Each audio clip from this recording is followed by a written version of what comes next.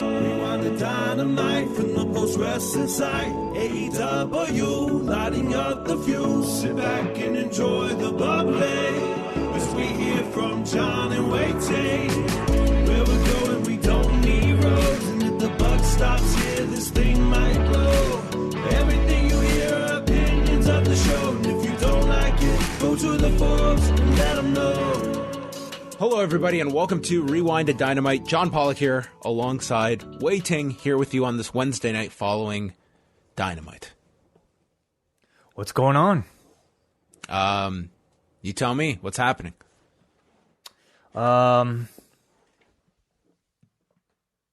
Anything? Nothing? I mean, a lot. I guess I would. I just don't really know where to start. Is a lot happening? Sure. Yeah, of course. I mean, I don't know if you've seen the news lately. There's always something going on. Well, there's always stuff going on in the news. I guess it just feels like a very, I don't know, crazy yet calm time.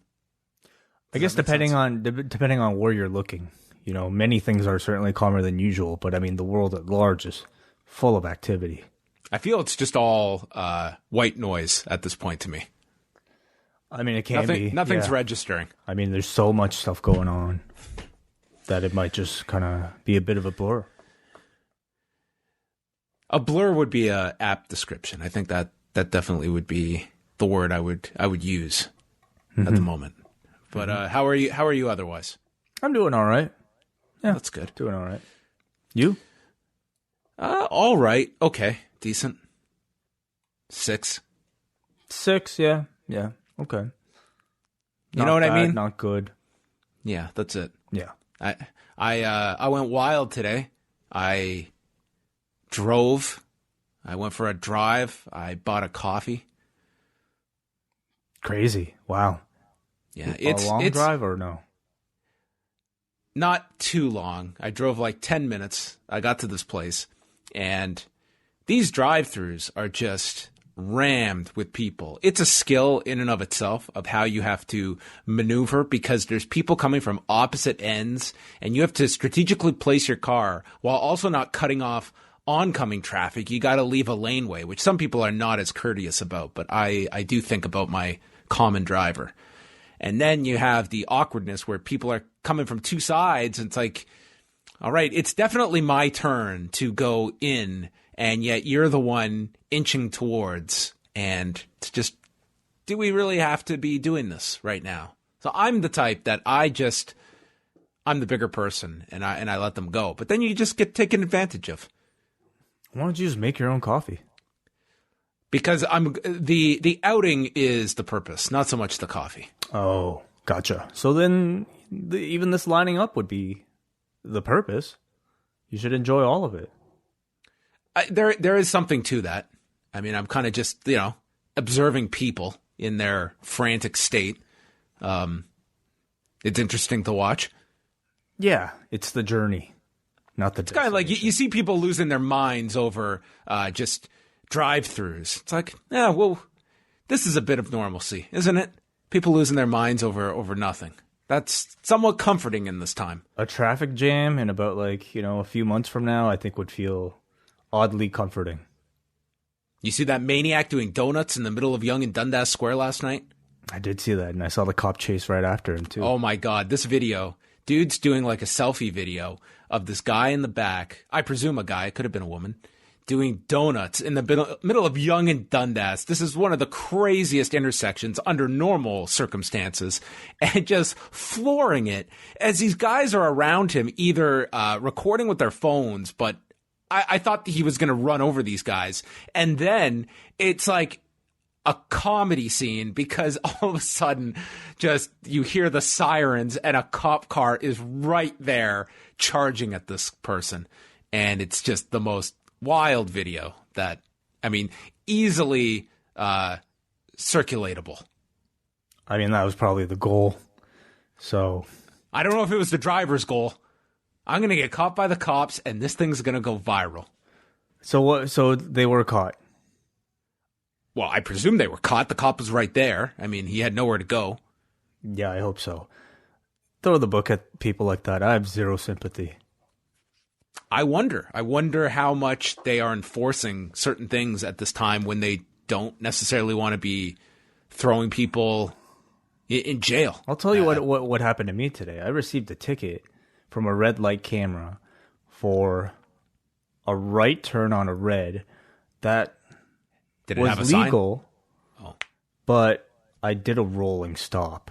Oh. So they nabbed me, and I got a ticket for $325. What? Oh, yeah. Yeah, that was brutal. So, I mean, I have zero sympathy for a dude who blatantly pulls into Young and Dunnescore doing donuts, endangering people's lives.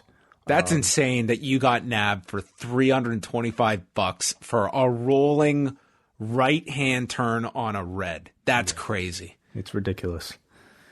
Yeah, anyway. So, yeah, throw that person in jail. Give him life. Life plus a day. Yeah, just to make me feel a bit better. But anyway, anytime something like this happens, I get a big parking ticket or something like this, it's just like, lesson learned. Sure, I'm going to stop every single time before I make a right turn on a red for 5 seconds, 30 seconds, okay? Lesson learned, that's fine.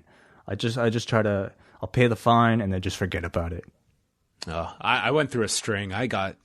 There was a time period. I had a bunch of parking tickets that were just piling up on me, and I was getting a fair number of.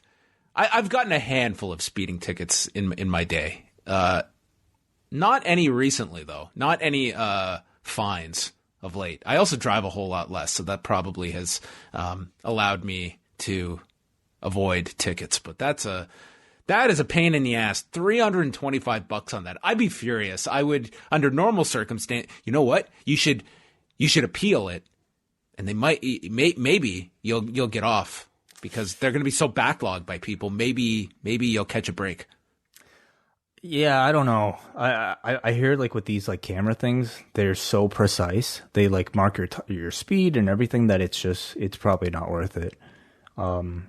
I mean, the whole system's bogged down enough as it is. It's just like, why would I prolong my anguish any longer, right? Like, I usually, again, in these situations, I just, like, grit my teeth, pay it, and I try not to think about it again. Because the longer it stays, the longer it'll bother me. I would always pay it, but I fought mine once. And that was that left-hand turn at our old workplace that I was... Oh, that we all saw from the window of our office. Yeah, that all of you guys fucking recorded or something. The problem, I get to this intersection, and there's no left turn lane between 4 and 6 p.m. And it's in between 4 and 6 p.m. However, I get an advance green. So I go, and I get pulled over, said, hey, I had an advance green. He said, well, it's between 4 and 6. I'm like, you know what? That's two contradictory messages. And I was in the middle of traffic, and I had to make a split-second decision, and I made one. And I just followed what my eyes were seeing and what your city-owned light was instructing me to do. And I fought this, and I got it greatly reduced. I didn't get off scot-free, but... Did you actually have to go into court, or was it just a plea? Hell yeah. No, I went to court, and this guy showed up. Yeah, that's the other thing. You stood up in front of the judge and everything. Oh, yeah. And you presented your case. Yeah. Oh, that's awesome. That's great. Good for you. I went. I'm trying to remember what the... this was so long ago. I can't remember all the specific details. The cop, as I recall... Because I was hoping the cop just wouldn't show up for court, and this guy did. So what's that process like? Because I've never had to present a case in court. Like, did you have to show evidence? Like, what did you? I'm trying to remember how it worked out. I may have had to present my case and then work it out with the cop or something like that to get some reduced fine. I'm trying to remember. This was like 8 or 9 years ago. But they you stood up to the stand and everything, like all that. I believe so. Okay. All right. Cool. That's awesome. That's great. Yeah. I don't think I'll be going through that trouble. I think all you need is a leg to stand on. You might not have a leg to stand on with this one. I mean, you're admitting fault. You're here on a widely distributed podcast admitting. I definitely didn't stop. Like under the but like how many you're supposed to. I see how many people just not do it. Anyway, whatever. I accept blame. I accept fault. But That particular intersection. That You've got some traffic cops sitting in like Cody's computer chair, like tonight, just looking at the camera footage and just looking, sucker. Your particular instance from that intersection, though, I mean, that is a blatantly confusing trap, and that's why there are always cops waiting, to see who falls for it. But yeah, that whole thing is bullshit. Akil and Dundas. All you need is an argument. I will exploit the argument to my gain. But all you need is for them to leave you an opening. And I had an opening there. This one is less so, unless you could. I had a teacher once who ran a red, and this guy fought it, stating that, God bless the the courage of this guy to go in front and say this. He said, "I sneezed." Like, what do you mean you sneezed? It's like, I sneezed as it went red. Have you ever sneezed and kept your eyes open? You can't. Your eyes close, and I couldn't see the light turn. The guy did not get off with this argument, as noble as it was. Like, that's a 10 out of 10 creativity-wise, but did not help him. Oh, that's too bad. You know how much bullshit these judges hear on a daily basis? I would actually enjoy this job for a day. God. For a day. What a waste of resources. Yeah. Well then, let us move on from that. Please share us your ticketing stories out there.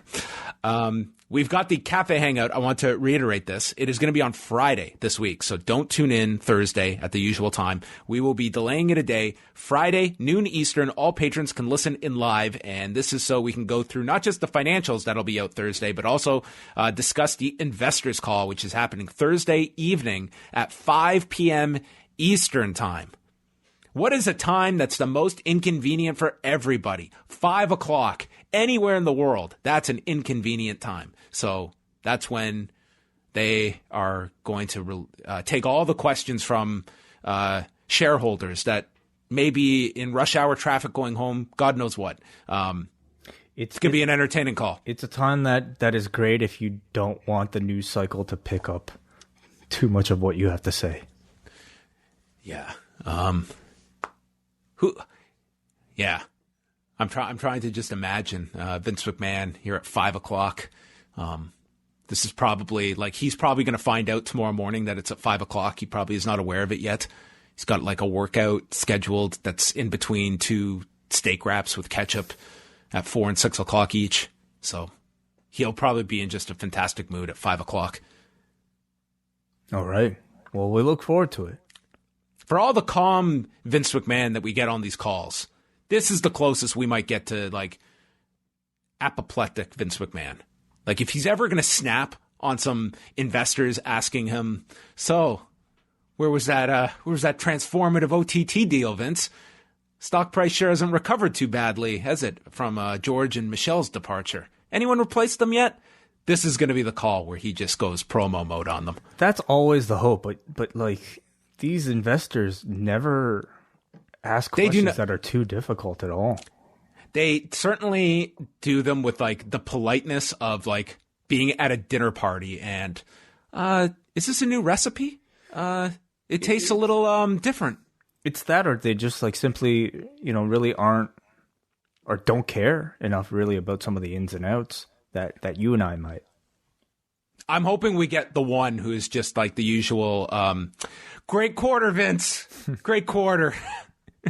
How do you paint this one? How do you paint this one in any other color? I mean, than the obvious excuse is just, the world has collapsed right now, and they just happen to be, one of the many companies that are suffering. And if you took this pandemic out, yeah. And they did not complete that OTT deal, their stock price is what it is. Mm-hmm. I don't feel WrestleMania. I think WrestleMania, had it gone through as is, I still feel the number was going to be down from last year. I still think this would have been a disappointing quarter. Granted, this is not going to encompass that WrestleMania weekend, but I am curious if they give a number for what Mania was or what the network was the day after Mania, but does not fall into the first quarter. Yeah. First quarter ends what? April? March 31st. March 31st. Yeah. Okay. Well, how much can they blame the pandemic on that? 3 weeks. About 3 weeks. I mean, yeah, we'll see how much they use that as an excuse. Yeah, I mean, I don't know. Was there a Saudi Arabia show during that quarter? There was, right? Yes. Yep. We had the one in February. So that boosts things up. Mm-hmm. But I mean, they have already given the indication, like they put out that notice a few weeks ago, adjusting their guidance for the quarter. That obviously with the worldwide pandemic, that is going to be off. So, I mean, there's a certain cushion because of the pandemic, but more so just questions about all the uncertainty that this brings about. It's okay, we understand the state of this past quarter, this current quarter, but how much into the future are we looking at absorbing the ramifications? And that's not really a question you can answer, but I would certainly be curious about, Vince, what are the status of, are these TV deals, not just domestically, internationally, are they locked in place regardless? What is that situation? This ESPN deal that you just did, what was the value of that? Where does the network stand? Because our last call, it seemed like you were very much pivoting away from this formula that you have been selling us from the beginning in 2014. What's the status of that? There are plenty of questions to be asked. I hope that 40% of them are asked. I imagine, with everything changing so much, I think he will rely on that to, basically throw all expectations out the window and just basically, tell everybody to reset course. I mean, hey, we were going to do this, but because of everything that's occurred, we have to really shift gears. And, you know how these go. I mean, they're typically just ways for, they're just filled with excuses and maybe some grand, I don't know, idea to get people excited about the future that may or may not occur. So I definitely have your bullshit filter on, but that in itself is interesting to study and dissect. Okay. Give me a higher or lower on the number of times the XFL is brought up at all from anyone on this call. If I peg the number at 2 references to the XFL, higher or lower? Well, I was probably going to say just maybe that, but I'm going to say maybe 3, so I'll go over. Sure.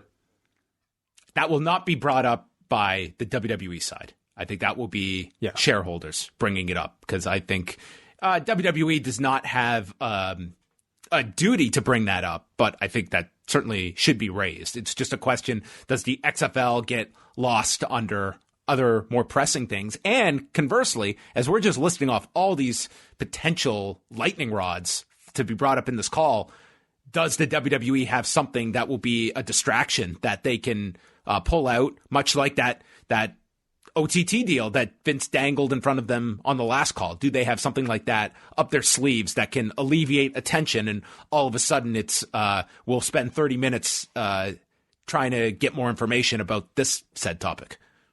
We shall see. I'm thinking about it right now, and I feel like maybe somebody will bring it up once, and then they'll be like, we have nothing to do with that. Please don't ask again. So I actually think that it'll just be one instance. Well, we do know that when the AAF approached them, they were offered $50 million just to use the XFL name. And that is a fact? That was a fact. And, right. And then that apparently, led to Vince going with this idea of resurrecting the XFL. But that was, a potentially, you look in hindsight, I mean, that would have been a pretty easy $50 million to cash. Sure. Yeah. Well, who would have predicted things to turn out the way they did? All right. Well, that should be a newsworthy call, to say the least. But let's look at some other news and notes coming out of the past day or so. Raw continued to find a new low this year. 1,842,000 viewers, down 4%.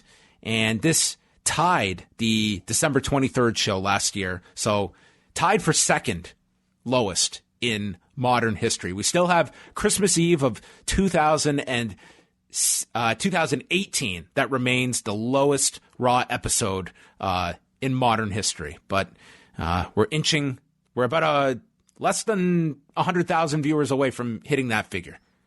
I mean, at this point, does anything really surprise you? No, it's more so just a question of how low can they go. Right. Yeah. I think they could go lower. I think they certainly can go lower with the way things are going at this point. Some other ratings notes. We had Dark Side of the Ring on Tuesday night. Have you had a chance to see the Dino Bravo episode or not yet? I watched it today.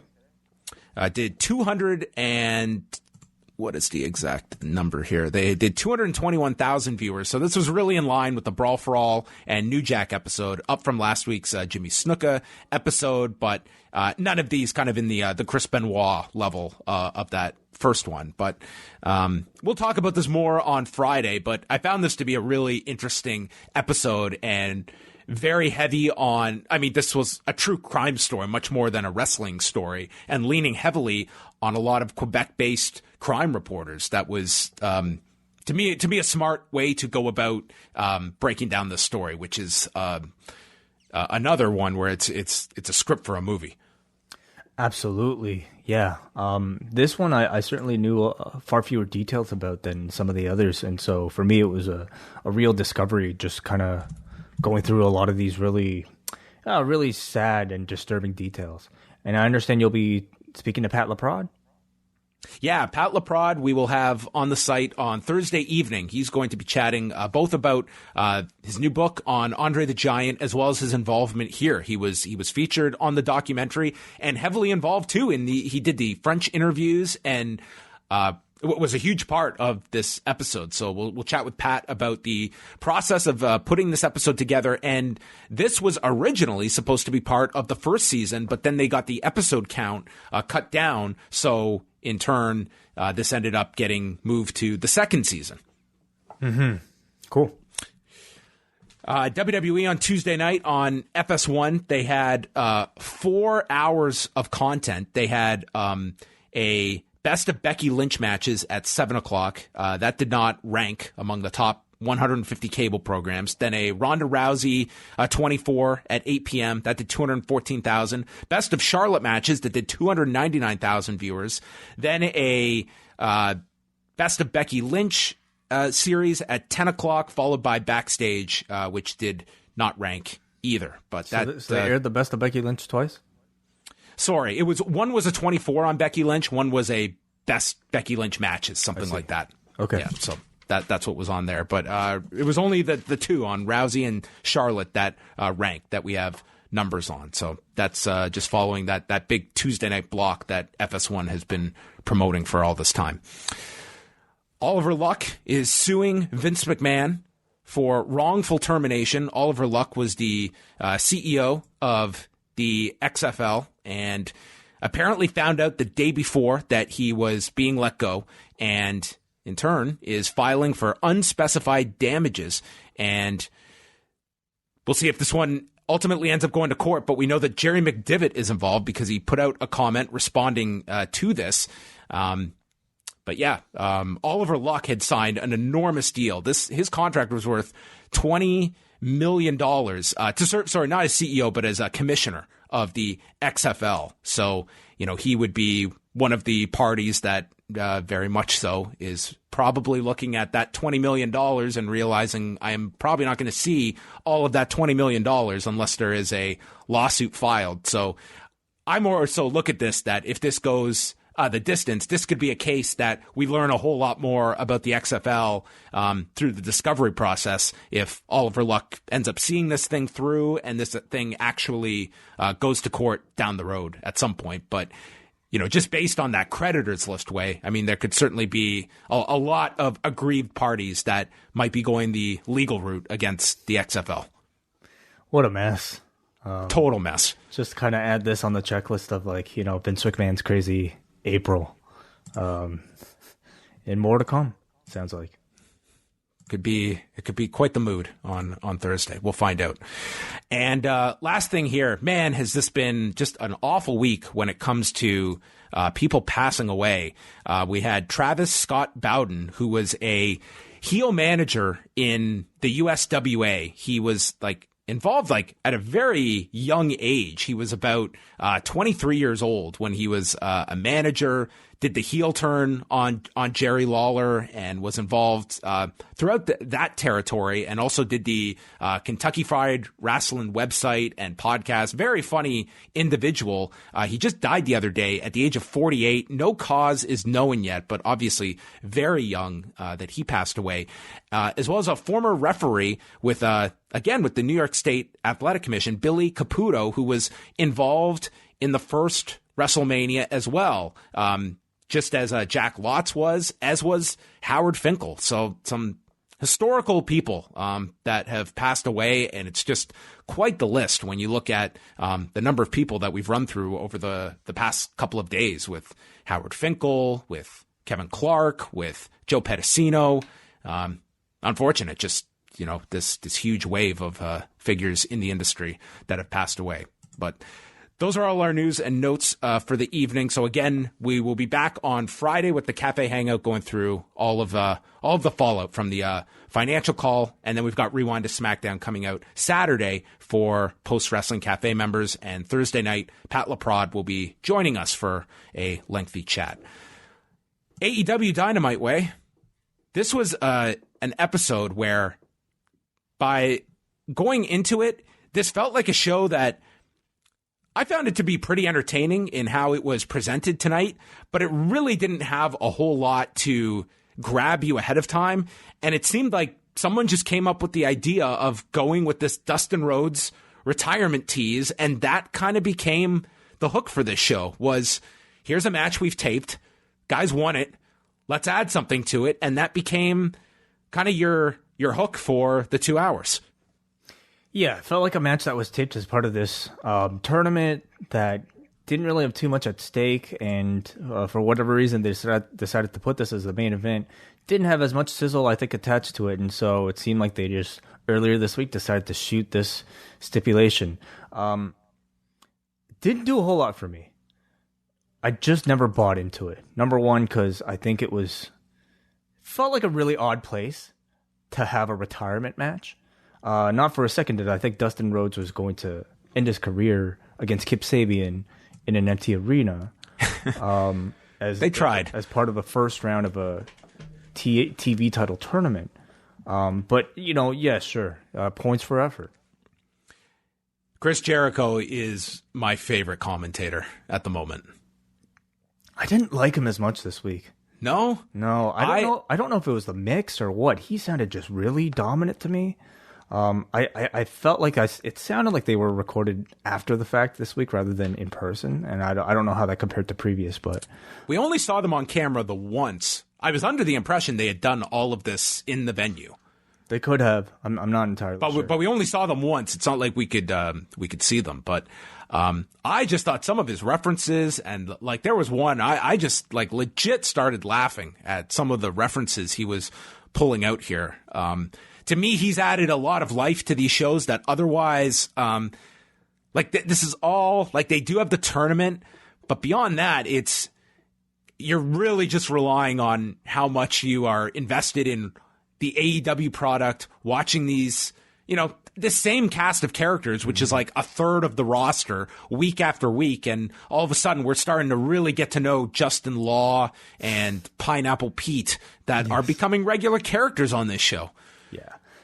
I don't know if for me it might have been just an overall kind of like feeling of just sameness with this particular set of TV tapings that I believe like this is what like the third week we've been watching from. Just like the same people ringside, the same look of everything, and it just it overall felt like this was a show to me that was kind of struggled to really kind of build itself together, to piece itself together, rather than something that, you know, obviously under normal circumstances would have had the proper amount of care and attention devoted to these 2 hours by itself. Everything right now I know is being produced under, you know, less than ideal circumstances, and I think that is to be applauded. But I suppose what if I'm just grading this based on my own entertainment? I really didn't feel it with this episode tonight. What did you think going in tonight? Do you feel that, all things being equal, would you have had more interest in watching NXT tonight with what they had promoted? I'm trying to think what they promoted.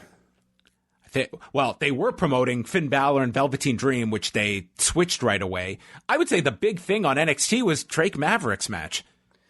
Yes, absolutely. Yes. Which they shot this. I saw the beginning of NXT. I haven't seen his match yet, but they shot this video with him like on location, talking about how he can't go out this way and he's fighting for his job. I'm watching this and I'm just thinking, like, there's no way that they can let this guy leave at this point.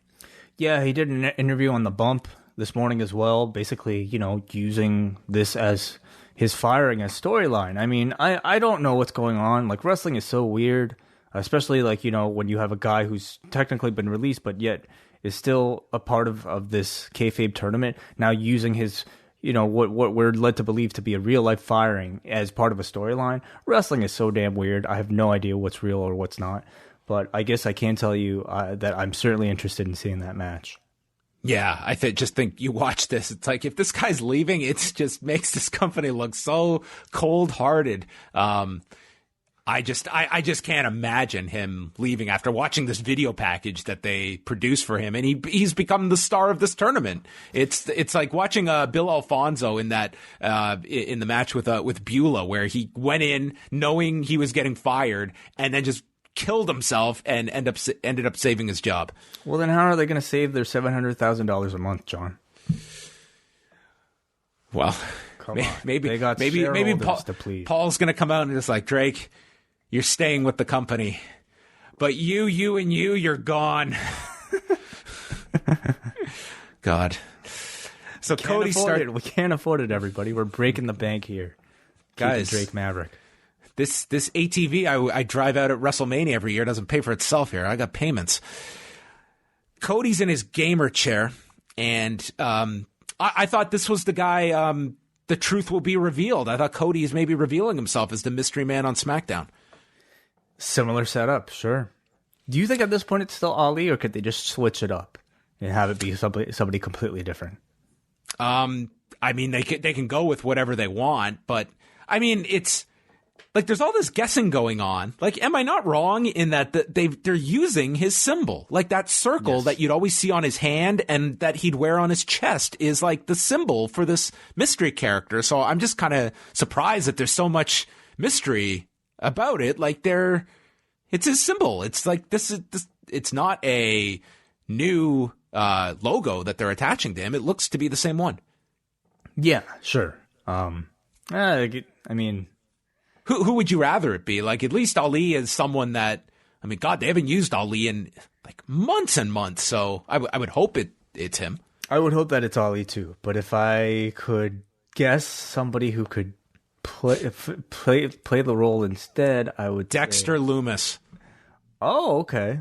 Yeah, it would kind of fit him. Who was in the main event of NXT tonight, I believe. Well, I was going to say Eric Bugenhagen. Wouldn't that be crazy? Yes, that would be crazy. No. No, it Peyton Royce. Peyton Royce. Peyton Royce the hacker. That would be something new. Yeah, she's got her computer screen up there. It's like, right click on the iconic. This is why I will never, ever be allowed to come up with anything creatively. Cody goes through all the tournament participants, and he starts talking in what I will describe in Cody, where you have to decode it. And he just gets all of his, like, at times, like the guy's a very good speaker, but sometimes he's one of those that, like, just, I don't know. It just sounds like maybe you should, like, you get these words out in front of someone and get some feedback, because it's one of those, sounds good in your head. And he talks about wishing people well in their future endeavors. They can't be future endeavors unless you plan to endeavor. And talking about critics saying he broke the throne because he's afraid to sit in it, talking about like potential insecurity has he become too comfortable, mentions that for 32 years, wrestling has been on the Turner networks, which is actually underselling it because really it's starting like 1972. If you go back to, the WTCG days in 72, but nonetheless, AEW critics are going to move the goalposts, and complacency is an overused word in wrestling. There's plenty of will in this tournament, and we'll find out who has enough of it. This sounded like a riddle. Yeah. I mean, I was going to go for more Bruce Wayne. Like, this to me felt like he was in the Batcave in front of his monitors narrating to himself. And I think the type of prose that you heard was very similar to, what you would see in a thought bubble, from a deep in thought Batman. Okay. That type of thing. That type of vibe. I mean, does that make QT Alfred? Or Robin. Who would be Robin? He's not Robin. You're right. I mean, Robin was MJF. Yes, right. Well, he's still looking for his Robin, perhaps. I thought it was cool. I thought it was really well written, well performed, but it's certainly not the type of promo that, you would cut in front of an audience and have them completely understand all the little bits and pieces. Our first match was the rematch from Revolution between Sammy Guevara and Darby Allin. Sammy says he's going to expose Darby as a fraud and prove that Evolution was a fluke. And Allin had his own video and says they're more similar than he knows, but Allin stands on his own 2 feet. Both need the title. And this ends with him on his vehicle, on this ATV, dragging some dude tied to the back of it. Wearing a Sammy mask. Oh, okay. This looked like a real person. It was, yeah. He's done this in the past. Yeah, this was not like some. Oh, it was a human dummy. being. It was a human being that they needed to convey. He did this in his last video. Oh, he and his friends are fucking crazy. I know nothing. that. This is nothing on their scale of craziness. They do this I don't know, just for not on camera. I bet. Do you think he is practicing physical distancing when he's not at work? Well, I know seems like the kind of guy that would put a video up of him and his friends like coughing on each other. I have no idea. I would hope. Or do donuts. Yeah, I mean, I would hope not. Sammy Guevara, Darby Allin here in the quarterfinals. Guevara immediately just dives onto him with this Fosbury flop before the match even begins.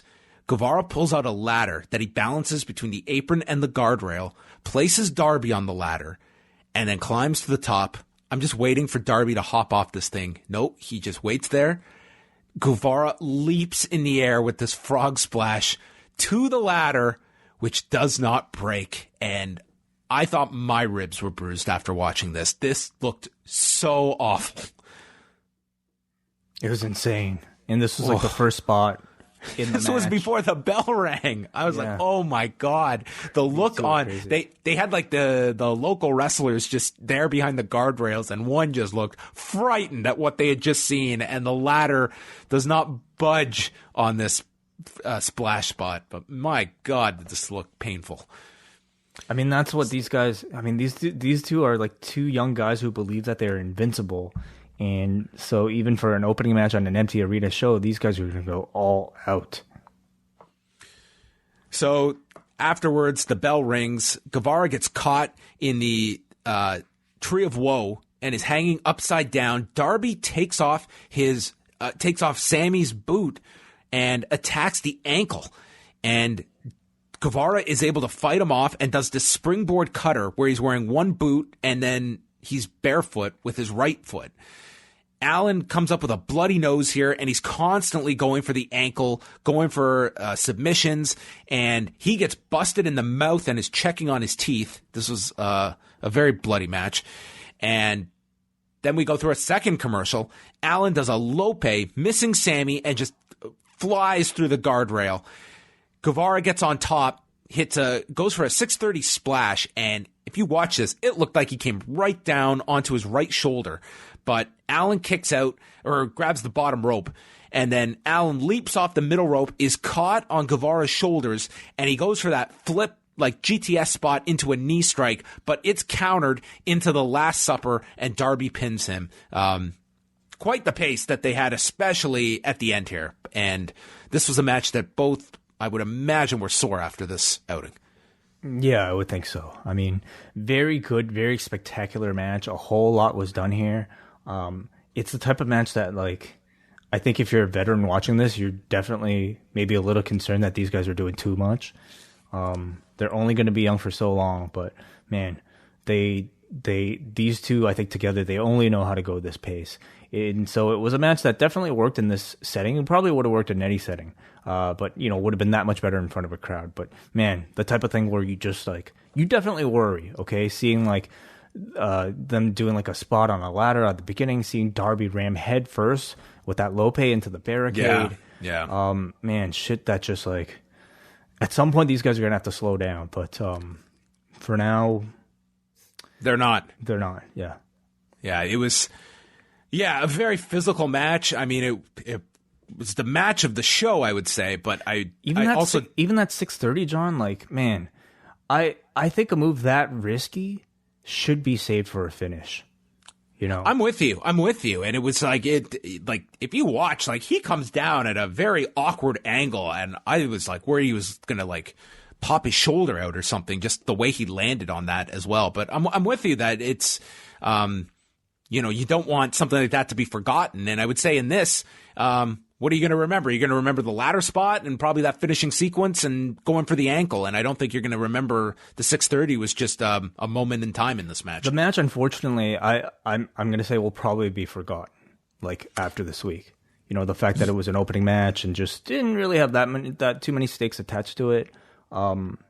Not to say that you should only save your big stuff for matches that matter, or maybe you should say that. I don't know, but for an opening match on a show like this, I do wonder. I do wonder what whether or not these guys should be doing this much.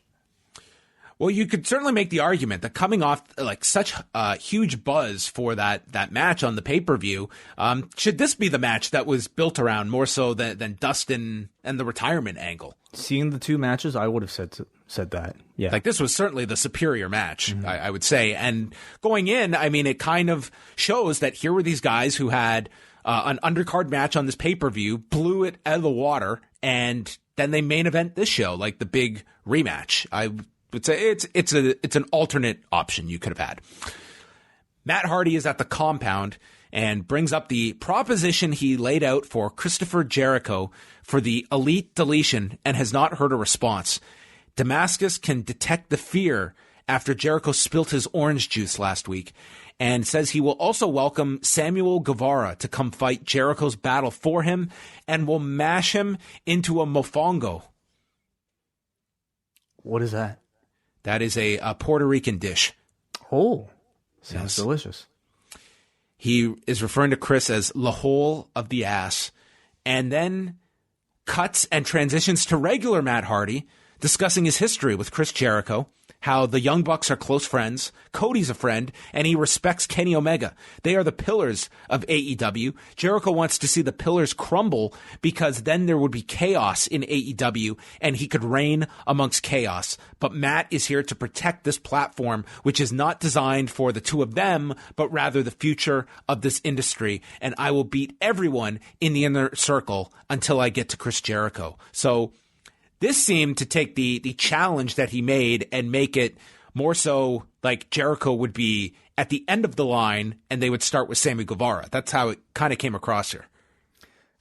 It's how it came across to me too. And it does beg the question of why Matt Hardy. Well, I mean, at the end of all this, do you anticipate that we will get a Jericho versus Matt Hardy match in the Hardy compound?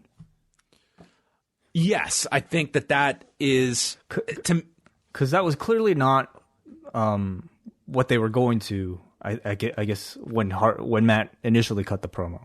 No, it seemed like they were going towards that immediately, and now it seems like that's something that will be down the road. So are we going to get a Sammy Guevara Hardy compound match? Yeah, and that's what I'm not... Like, I don't want to see Matt go through all the members on the compound. I want one compound match, and that should be the Jericho one. I guess I'm just not even that confident we're going to get that Sammy Guevara Hardy compound thing. Like, from what I you know, what I've heard, like, Matt threw that out there, but they didn't even actually have plans to do the Jericho thing. So I don't know what's going on with this one, whether or not they're actually intending on doing a Sammy Guevara match. I know Rebby Hardy has been very outspoken about, like, you know, people staying safe. And so would she even welcome a whole crew to come, or whatever, you know, Sammy Guevara even, to come and shoot something? I don't know. I wonder. Well, they're at the point now, they've got to figure out what they're doing on this pay-per-view. So to me, that would be where you do this big Hardy compound thing, is on the pay-per-view. And you got to decide now, are we doing this or not? Is Matt in or out? And I completely respect the sentiment of Rebby here. I mean, that to me is completely a rational response to this. So I think that's fine. But they've got to also figure out where they're going with all of this. And based on this, it feels like Matt and Sammy Guevara, and that's not going to be on TV because all the TV is shot up through the pay-per-view. Right. You know, as far as the promo goes, I thought this was great. You had your crazy broken Matt Hardy Damascus promo, but then you also grounded it with the real Matt Hardy speaking, who, you know, at this point has almost become as compelling of a promo as Broken Matt. I'm just excited to see Matt Hardy, regular Matt Hardy, talk as I am Broken Matt Hardy these days. So it's to me the first time in AEW we see him transform between the two vessels within one of these segments, and I love that he can bounce back and forth. It makes him a lot more interesting. After that segment with Matt, we got more technique by Taz, breaking down the V-trigger and the Snapdragon of Kenny Omega, setting up Kenny Omega's match. I really appreciate like the emphasis on technique. Unfortunately for this particular one, there really wasn't a whole lot to break down within these moves. Like Taz's Snapdragon breakdown basically consisted of him saying, he lifts him up in a full Nelson, then he drives him down. I mean, that's really all there is, you know, nothing about like hip movement or like, you know, just some of the maybe finer details I think, you know, worthy of the term breakdown. But I guess it's just pro wrestling, isn't it? Yeah, I mean, it's to me, I just hold it to a Robin Black standard. That's all. Yeah, I just like the fact, you know, it gives you something for this otherwise throwaway match that Kenny Omega was about to have with Allin Angels. Allin Angels, yeah. Which would be the great debate among this man's name that Chris Jericho would have with himself.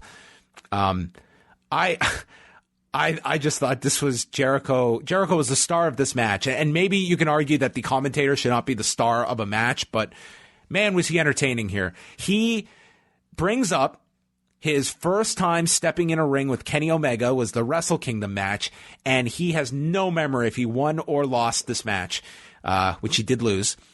He notes Kenny Omega was in Deep South. They didn't use him properly, so he left, and then starts talking about this pumpkinhead dipshit.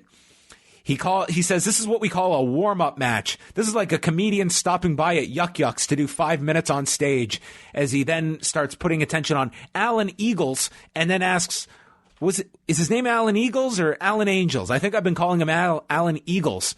And Angels comes up with some offense, including yanking the ring curtain from under Omega's feet to trip him. Jericho then spots the word Ingles written on his gear. So this takes Jericho to Laura Ingalls Wilder of Little House on the Prairie, which then opens up the door for him to make Michael Landon references, which, I mean, if you're under 40, might not land, pardon the pun, but I was laughing out loud at this. I thought this was just fucking hysterical. I know who Michael Landon is because I saw like reruns of Little House on the Prairie when I was young. You're very... Okay. I mean, that was pretty... I think I'm like, you and I are maybe the cutoff that are getting Michael Landon. Don't group me into that. I have no idea who this dude is. Well, I'm saying it's not preposterous. This was on TV quite a bit. It doesn't matter. Like syndication. It's some people found it funny. Okay, well, I guess we know which camp you and I are in. Omega hit the V-trigger, got a 2 count, and then a power bomb, another V-trigger to win the match in 6 minutes and 20 seconds. Afterwards, Kenny Omega was walking around ringside. He pointed at a gentleman in the front row, asking him what he expects from the financial report tomorrow, and Chris Harrington did not give him an answer. It was a fun match. I thought Ingles, he looked great, but Kenny gave him way too much. Like, I understand the desire, especially Kenny Omega's desire to have a good back and forth match. But if this Ingles dude isn't going to be pushed into any sort of significant degree, I think there's 0 point in giving away so much of your value to him. Like, the next time you book a long match between Kenny and Marco Stunt or a Jungle Boy, them kicking out of a V-trigger isn't going to mean shit anymore. Because you had Alan Ingles here, like, basically do that. You save that shit for guys who actually matter, and this was a guy who didn't matter. Kenny Omega should have just, like, basically squashed this guy. I don't know if there was a fear of too many squashes being on the show, or Kenny just wanted to, like, have a long match, but some guys you just... I was not a fan of this. I'm with you. I think that, you know, when you are doing these squash matches, I think it's these... A lot of these guys have this mentality of giving... That's not the purpose of this match. The purpose of this match is to enhance you. And you can certainly, I think, give them something, but you don't want to make this competitive, because then it's just a match with an unknown and a star, and it's stopped serving its purpose. There's a reason we don't know who this guy is, because this is to shine a spotlight on the star. Yeah, I would even totally accept it if it was like Kenny Omega versus like a Jimmy Havoc or something. But like the gulf between a Kenny Omega who's supposed to be like the best wrestler in the world and this guy who probably wrestles out of like Cody's gym, like, is so great that I don't even think he should have been kicking out of the V-trigger. Man, you just would have been drooling over like the Road Warriors and the Steiners and Dr. Death, just murdering guys on TV. Throwing them from one side of the ring to the other. I mean, if that's what the situation calls for. Mm-hmm. Did you happen to see this quote from Kenny Omega about his frustrations with the women's division? No, what did he say? So this was it was a feature that Jonathan Snowden did at Bleacher Report on Britt Baker, but he also spoke to Kenny Omega about the piece with Britt Baker.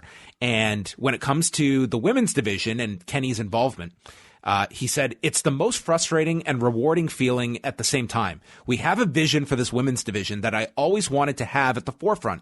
It's like, okay, Kenny, you've got the reins. Do what you can with 5 minutes of TV time.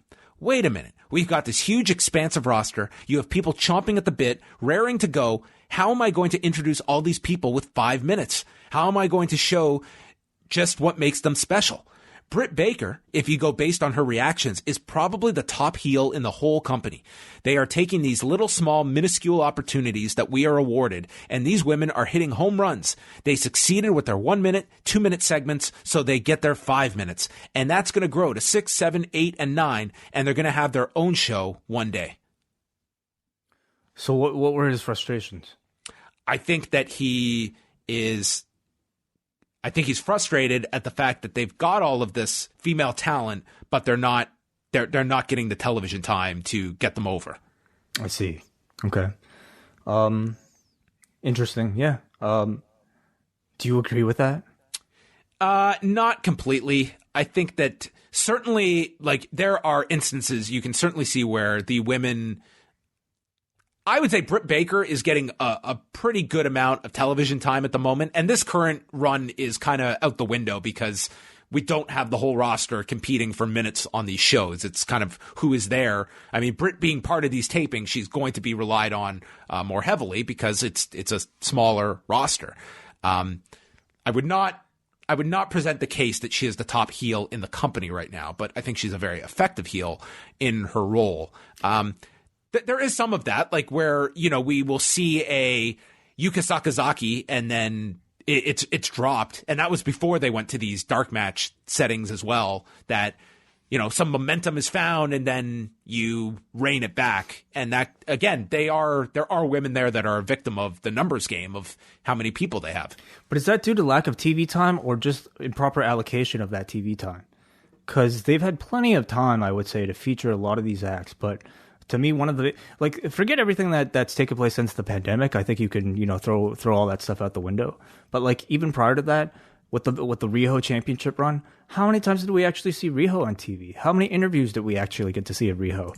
How many times would they build up a challenger to give them some momentum, be it a B. Priestley or a Chris Statlander, or you know, up until this, you know, before this whole empty arena setting, like somebody like a Hikaru Shida, where they would just like get a number of wins and then you just kind of basically cut them off and then replace them with somebody new, another flavor of the month. To me, like, there are a lot more like bigger issues, I think, with the women's division than simply not having enough TV time, because you just simply have characters that aren't over yet, you know?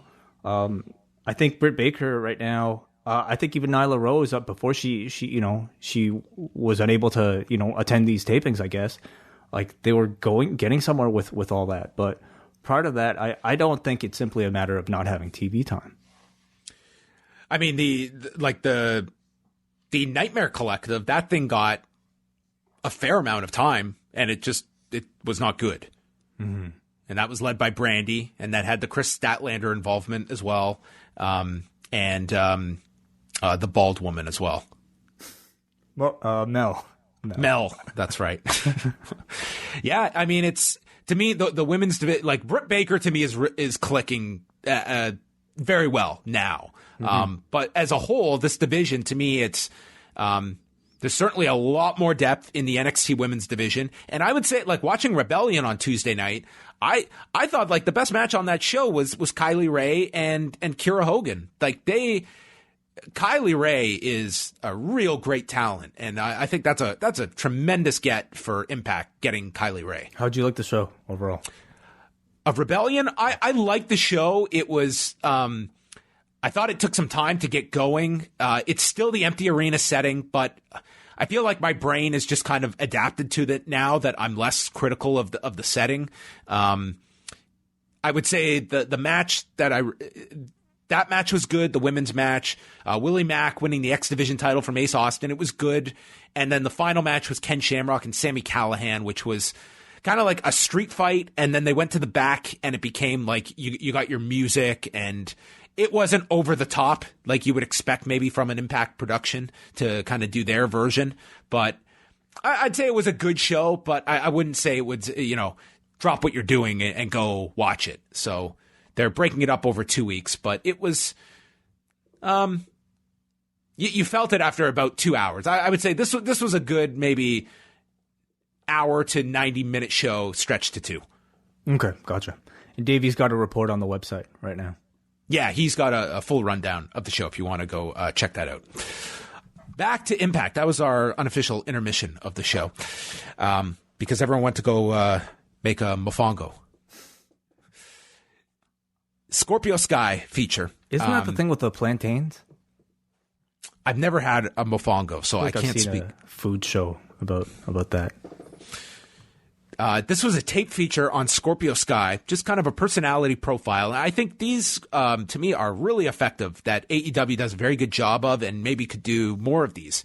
He doesn't remember how he discovered wrestling, but we just kind of fast forward to like his love of wrestling, getting involved, and then he thought his career was going to be over when his back was a mess, and he found out he had a collapse of his L2 and L3 discs, and was unlikely to wrestle again, and avoided surgery, and just kind of rehabbed it on his own, and woke up and the back pain started to go away. And then he went to his mother's gravesite, asked for a sign if he should continue in wrestling, and right after that, got a call, and we fast forward to him joining SCU at the end of 2017, and this is kind of positioned as his last chance to make it in professional wrestling, and we're left with a to be continued. So they're kind of doing what they're doing with Jeff Hardy on SmackDown, like a multi-part personality profile on a featured star. I love the fact that they decided to focus on Scorpio Sky, who really hasn't had that level of, singles attention since that challenge Jericho to Chris match. Jericho, like was way a while back, ago. He hasn't really had anything since. So I don't know if this is a sign of bigger things to come. I guess, who knows whether or not he'll even be able to wrestle anytime soon, being out there. But I like the fact that they're at least singling him out to feature. These video packages are of varying levels of quality, and that's clearly because they're shot by like various types of people, like from all parts of like the country and the world even. So they all look a little bit different. Some of them are a lot more polished than others, but ultimately the hope is that they become as authentic to the guys' messages as possible. And really at this point they're kind of stuck because they can't really shoot too much with everybody in the same place anyway. So it's nice to be able to continue to see them, as long as you, I think, have the expectation that they're not all going to be similar. Right. They replayed the clip from the Road 2 of Dustin telling Cody he's going to retire if he can't beat Kip Sabian. They aired some highlights of being the Elite 200, and then a promo for Double or Nothing, May 23rd on pay-per-view, but no location announced. Jimmy Havoc versus Orange Cassidy in Cassidy's first singles match on Dynamite. The best friends are in the corner of Cassidy, and Havoc jumps him at the bell and starts choking him with his jean jacket, and he just beats the hell out of Cassidy for like 6 minutes. Jericho says he's beating Orange Cassidy to a pulp, and it's all Jimmy Havoc. Cassidy finally fights back, hits a spinning DDT and this lazy splash where Jericho compares him to the California hippie Mike Boyette. Penelope Ford gets on the apron. You know who that is too? Yeah, this was Mike Boyette was a wrestler that, I mean, he like came up. He was very tight with Michael Hayes, but this is a pretty damn obscure reference. Damn, I will totally. Nothing gets past you. I was just shocked to hear this name on national television in 2020. Penelope Ford gets on the apron, and Chuck Taylor, whose birthday was today, but they probably didn't know this was going to be airing on his birthday, pulls Ford into the splits, and then Sabian dives over Penelope onto Taylor and Trent on the floor. Ford then comes off the top, missing Cassidy. Havoc. Missing Cassidy. And she was going for the Rana off the top to Cassidy and missed. And this allows Cassidy to use this cradle to cover Jimmy Havoc in 9 minutes and 4 seconds, and a post-match beatdown by Jimmy Havoc. This certainly was not the Pac match from the pay-per-view. No, it wasn't. I mean, honestly, I was a little surprised that they would even book this, because I think after the Pac match, they kind of established Orange Cassidy as this like feature attraction that you could justify saving for a pay-per-view. So the fact that we just kind of got this singles match from out of nowhere between Orange Cassidy and Jimmy Havoc, I was a little taken aback by it. And then seeing the end result, I really didn't think it was necessary, because I think Orange Cassidy's biggest threat is overexposure. And therefore, I think every single singles match that the guy has needs to feel special. This ended up being, I thought, a pretty compelling match, simply because I think Orange Cassidy, like this isn't really talked about too much, but I think one of his talents is just being able to take a great beating. Like, the guy's able to just like ragdoll and, look great doing it. But it was, I would say, by the end, far from special, because I think the way they booked Orange Cassidy was they basically made him the 1-2-3 kid here. Like a guy who takes a big beating, but then sneaks by with like a fluke pinfall. But the character that they've established thus far in that, especially in that match with Pac, is much more than that. Like, in the Pac match, he was basically a guy who is shown to be like a secret weapon. Somebody who, when he takes himself seriously, is a fucking badass and can beat anybody. Now he's just, in this match, a guy who just kind of squeezes a win out against a low-level undercard guy like a Jimmy Havoc. And of course, without a real crowd there, all the spots aren't really, that great or that memorable. I would say it really reduces the appeal of Orange Cassidy in this empty setting, which I understand. I do believe, like, they looked at it that, listen, this show on paper, let's say like they were piecing this together a week ago. It's not like they announced this Dustin stipulation on TV last week. They laid this out, and you could argue Orange Cassidy wrestling on TV was the biggest hook they've got for this week. So I can see why they sacrificed that to just have something for this week, and then coming up with the Dustin idea. But yeah, it to me was tough without having a crowd for Orange Cassidy. And yeah, this guy can sell, but man, with Jimmy Havoc on offense for 6 minutes, that was a long stretch, and I can't say that this really kept my interest. You know, you're waiting and waiting and waiting for that big comeback, and perhaps it was a combination of not having a real crowd there to respond to it. Plus, I would just say also the fact that, I mean, it didn't feel like a proper Orange Cassidy comeback. Either way, I suppose. Even though if like you did have a crowd, like the action just didn't feel like that satisfying. It didn't feel like it lived up to, I think, previous performances. Orange Cassidy in an empty arena is kind of like having Dwayne Johnson cut a promo in an empty arena. Like, it's fine, but you're losing so much with the crowd. Yeah. MJF did a promo outside of his rat's house in Cape Cod. So this is Max's rat's house. He said, "We are facing a pandemic, and it is depressing times because MJF has not wrestled on Dynamite recently, and he hasn't been there," as they zoom out and reveal him in a sling with his hand wrapped. He has a hangnail, and it became life-threatening, but he will be back. Yeah, I again, mean, this probably sounded great in his head. I don't know in execution how well this came off. you know, these are really tough because I guess, you know, you're at the point now where we haven't seen guys like MJF for like weeks, and you're trying to come up with any excuse for them to just get on TV to remind people of who they are. And these are kind of tough promos to cut because he doesn't have a match. Like, he's got no program, and he's in the midst of. It's just like, here I am type of promo.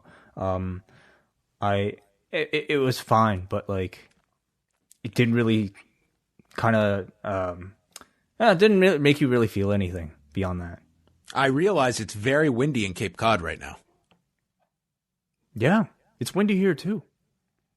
Yeah, that's why we're doing the show inside, not outside. Be very distracting to hear that wind. To the sound, yeah.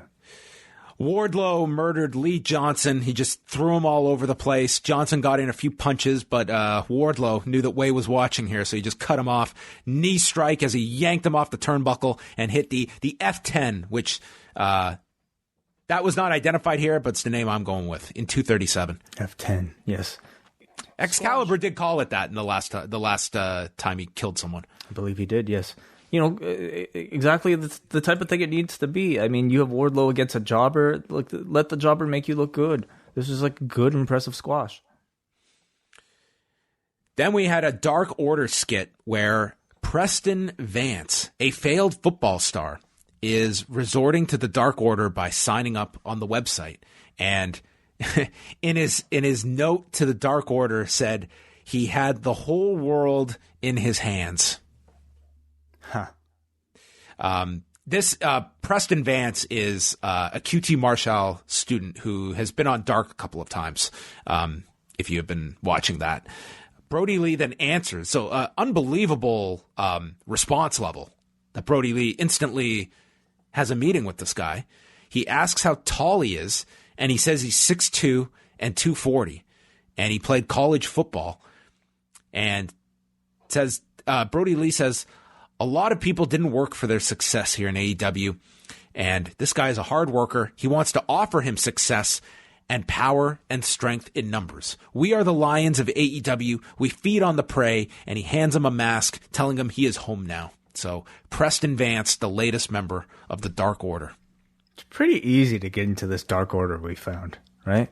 Just find the website and write out a compelling lyric to a past Gimmicks character. And you just get flown in right away? I guess he was in town anyway. He trains at QT Marshall's. How convenient. Yes. Yeah, teasing a new debut. You know, is this an actual push, or can you see this as is this just another guy in a mask? I think they're going to drop the first name, and maybe he'll become Cranky Vance. Cranky Vance. Sure. I mean, these continue to kind of range between, like, sometimes they're funny, you know, sometimes they're just they're even good, but sometimes they're just like low budget corny, but not in a way that is endearing, like BTE or like Matt Hardy might be. Like it's the worst when it tries to take itself too seriously. So I don't know.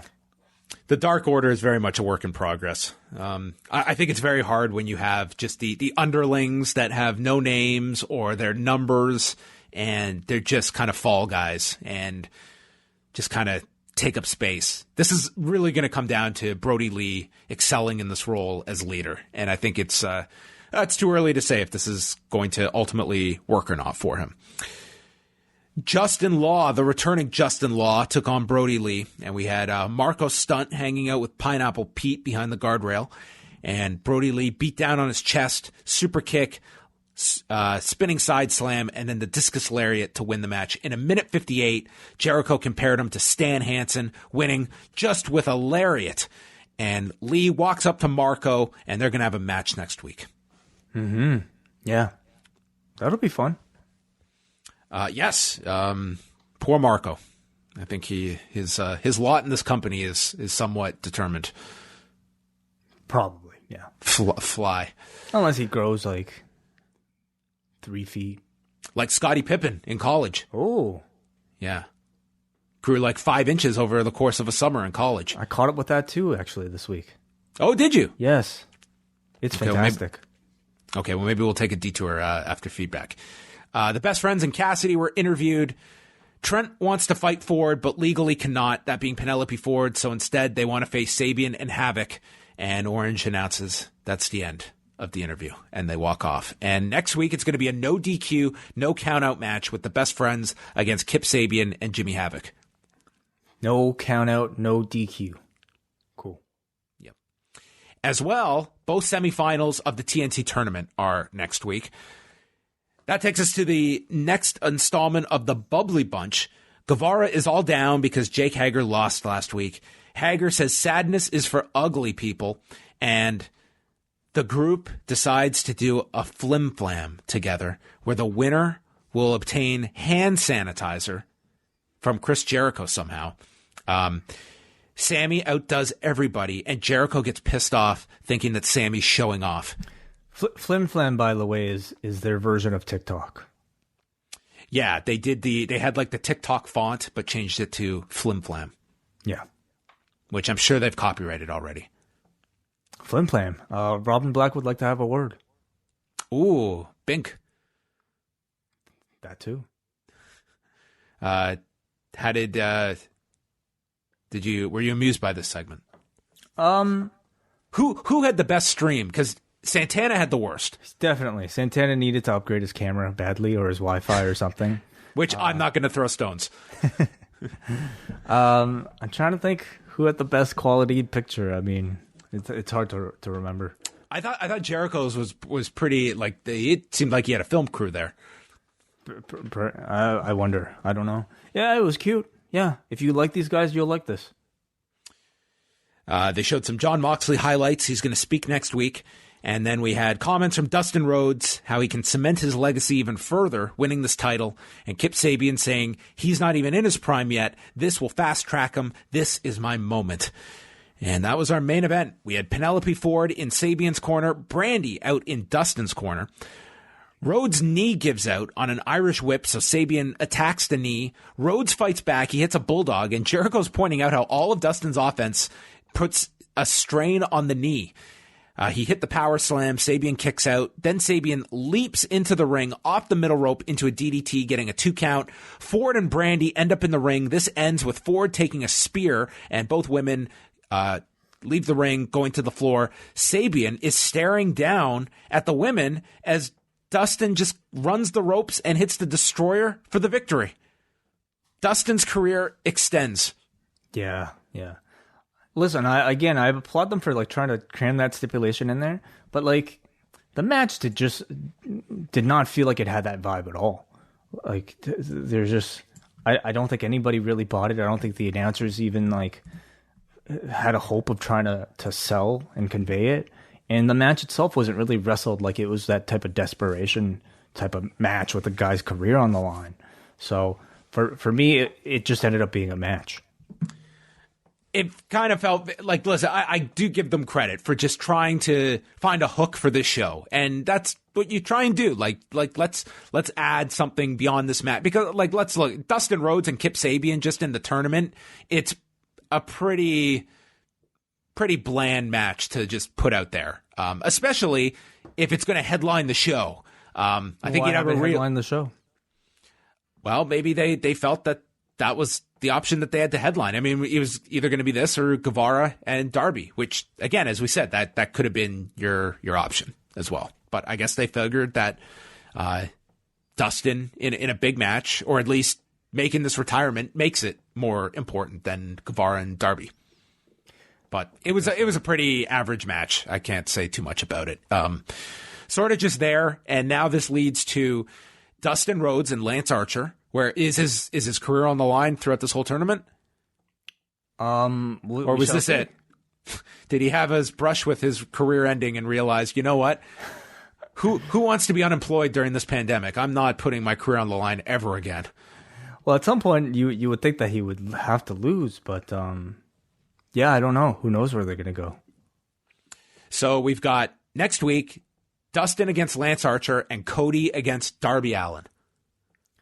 Cody versus Darby Allin, yeah, that should be great.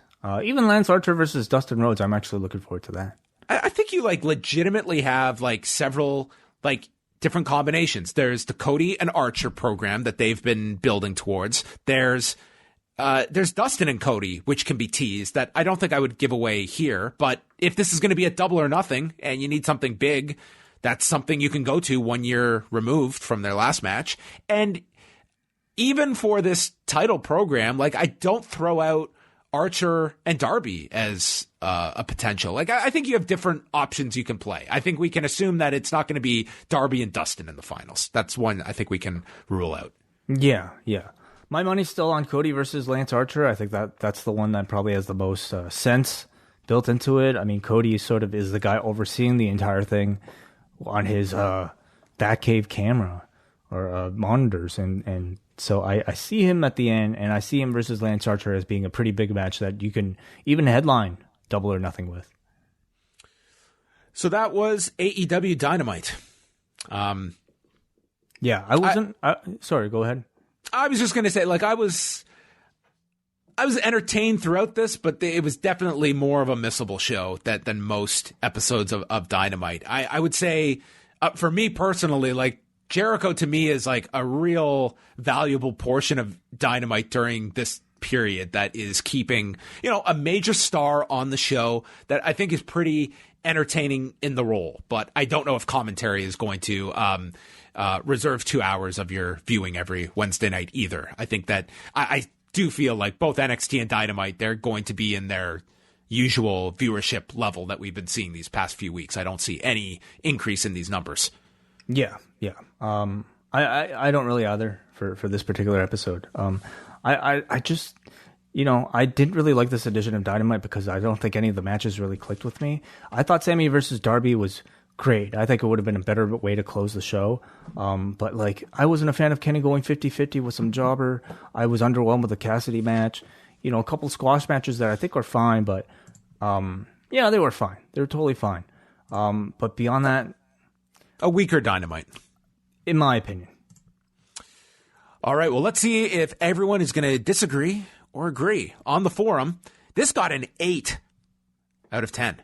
So Kenny writes, I really enjoyed the show tonight. The main event was a real pleasant surprise, probably the best Kip Sabian match I've ever seen.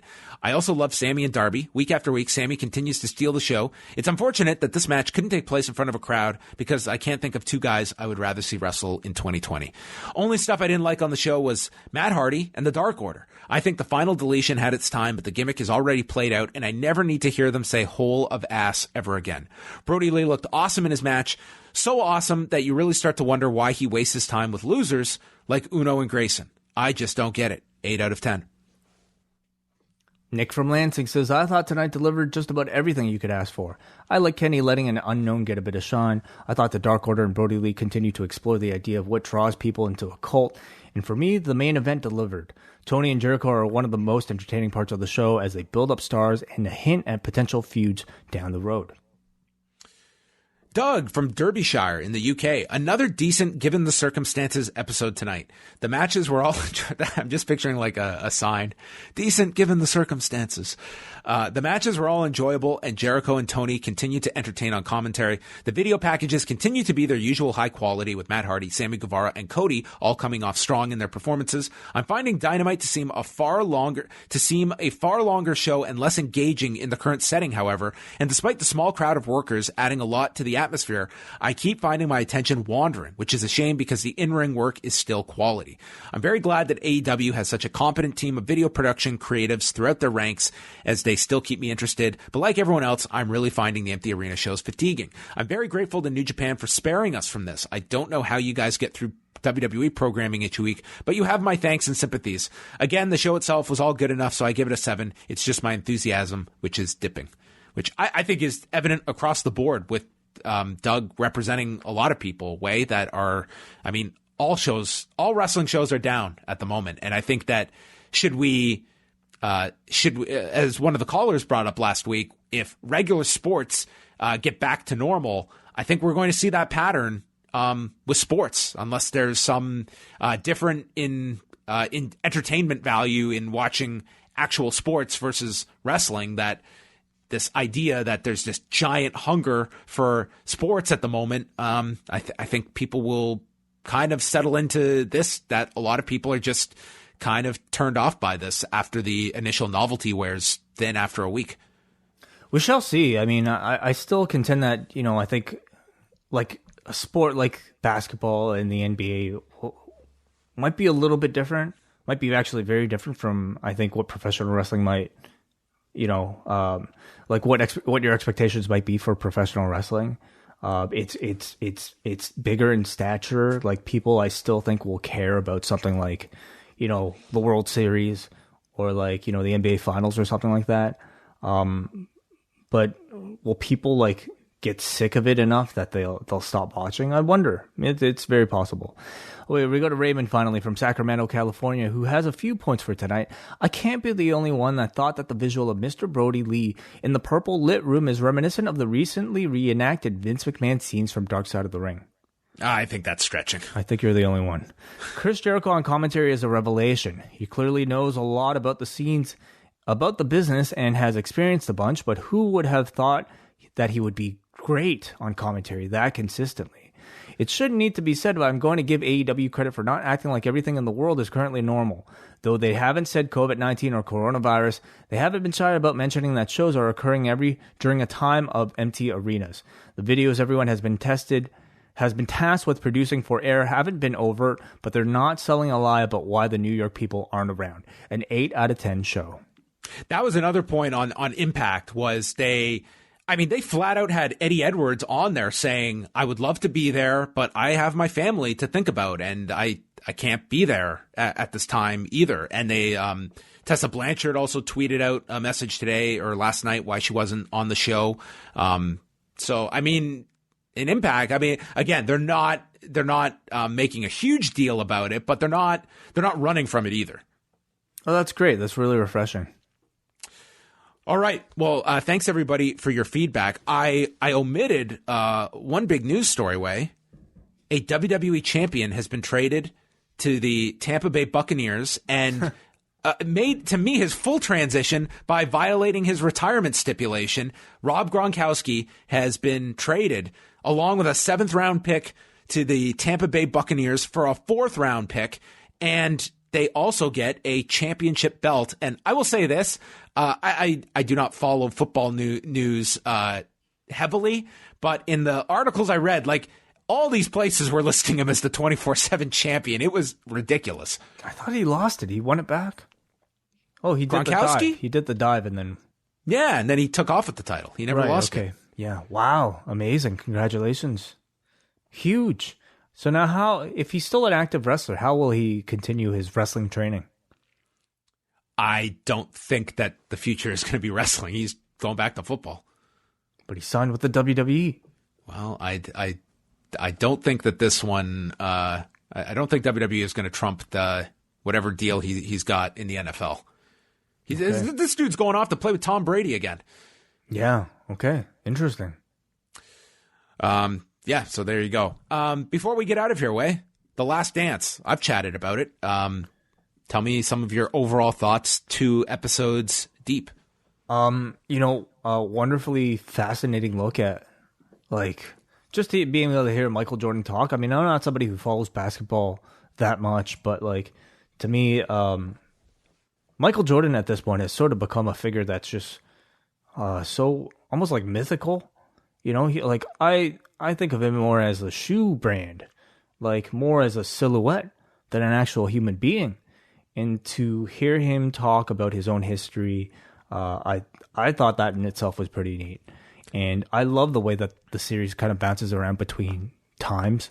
Mm-hmm. How it would go from, 97, which is the focus of the series, but back to, like, Jordan's early years throughout the beginning of his career with the Bulls, and then even prior to that, when he was in North Carolina. All that was really interesting. There's so much drama that I think I'm personally unaware of. In particular in episode 2, talking about Scottie Pippen and everything to do with, what was going on with him and his.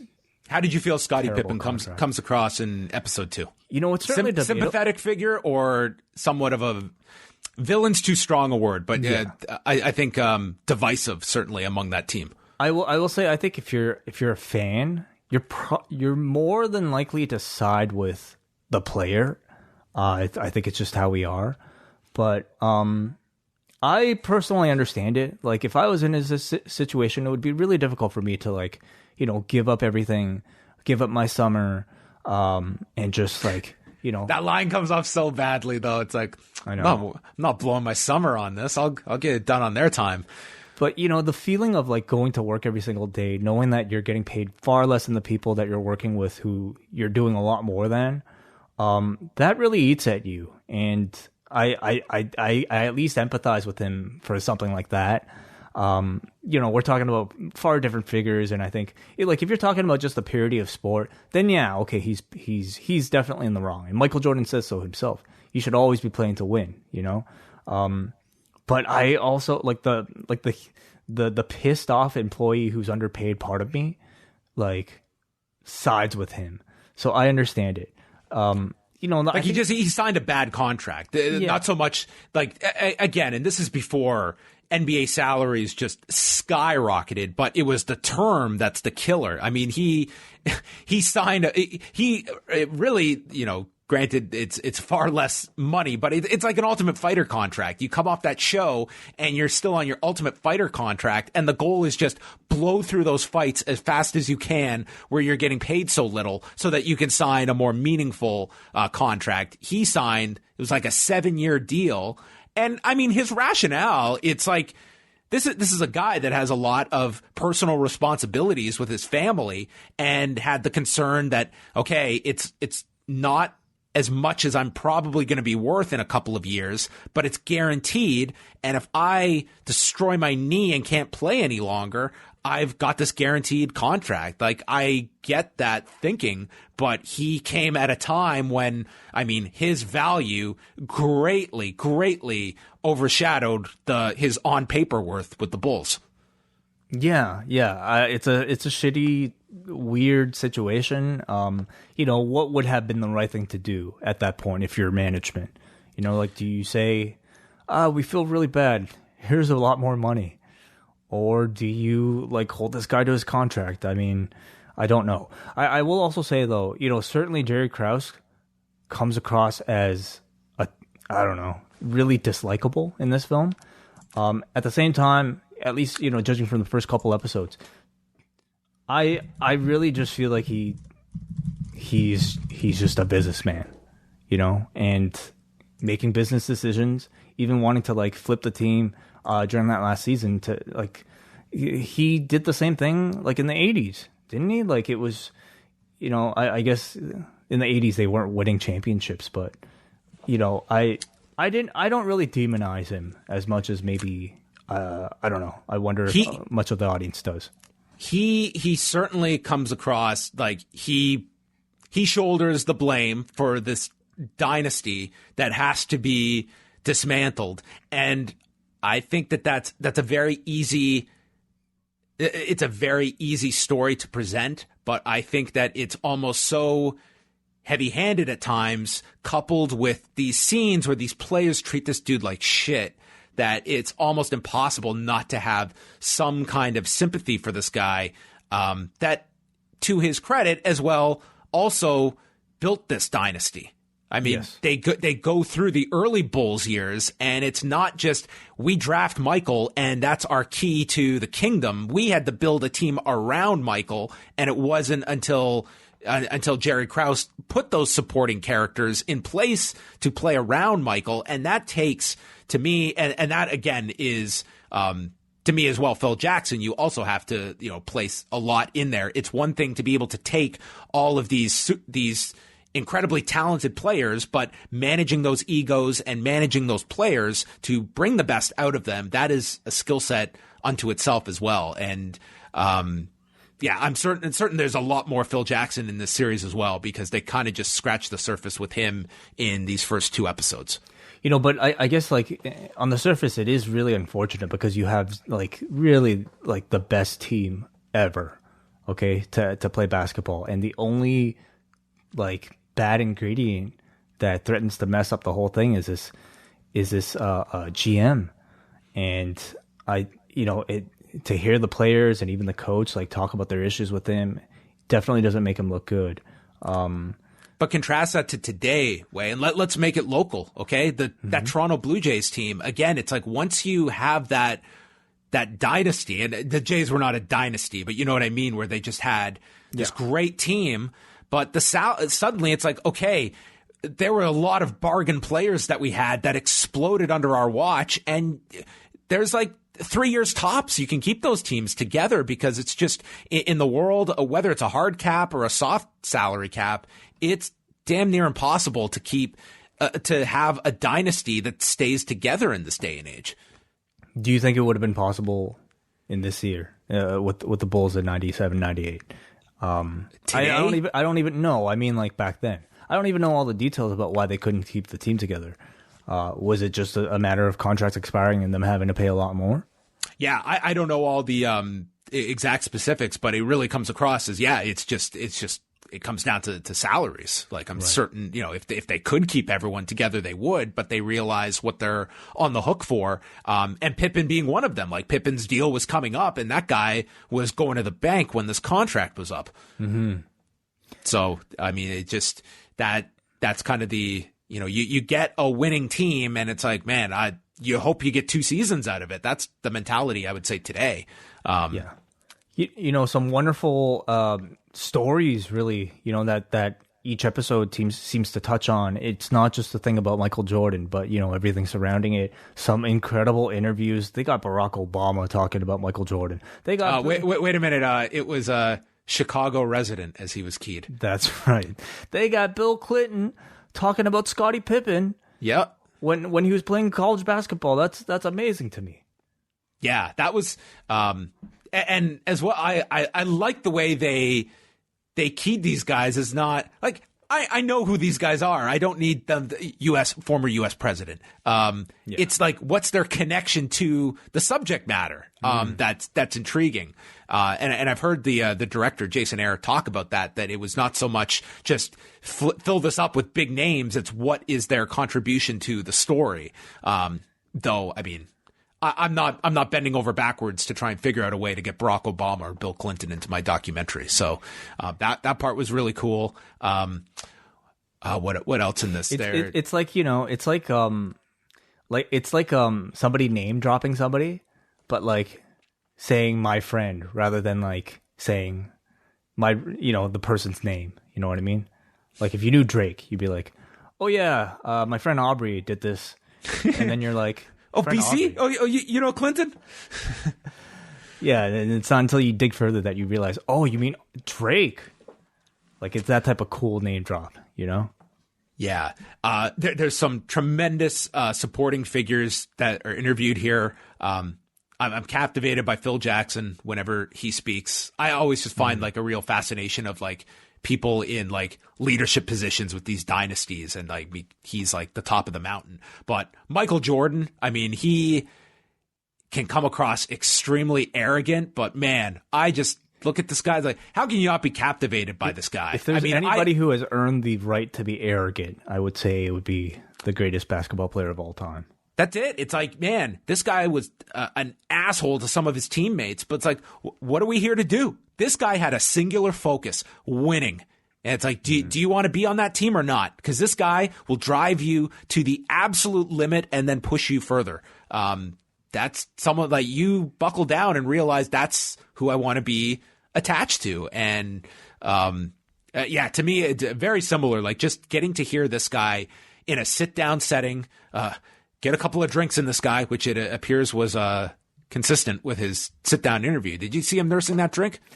I did not really pay attention, but. Oh, people were bringing it up too. Like when they go, sometimes the drink was high, sometimes it was low. I mean, it was that drink was kind of the unofficial star of these first couple of episodes.